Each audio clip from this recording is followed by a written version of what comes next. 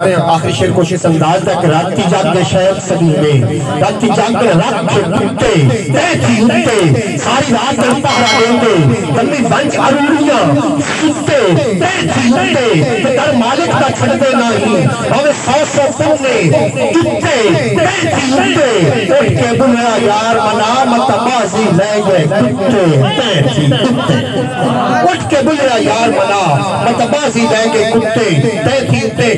میں ٹچ دے دینا دنیا کے بہتر پاسے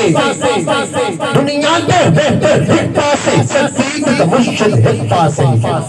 یہ ناکری سبحان اللہ ہو جائے ایک پاسے نہیں آخری ہو جائے ایک پاسے جب پاسے نہیں کوئی چنگا سے باواز بلندہ کو سبحان اللہ دنیا کے بہتر پاسے صدیق مشد پاسے سلطان کے دل پر ایک پاسے صدیق مشد پاسے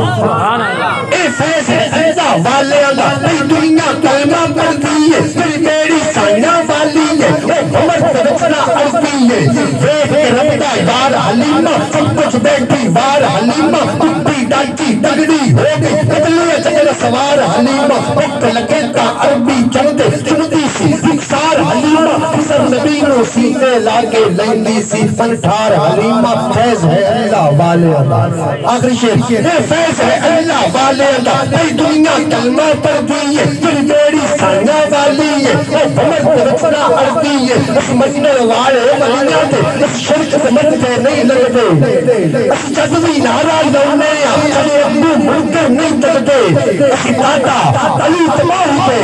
دربار کو لنگر کھانے ایسی مکیوں واپس نہیں ہٹتے اسی توڑ مدینے جانے میں بھی جب توڑ جاؤں لڑا ایک بھائی محمد بلند آواز میں رکھ نعرہ تکبیر تو اچھا کہ میرا بھی نعرہ رسالت اچھا نعرہ تحقیق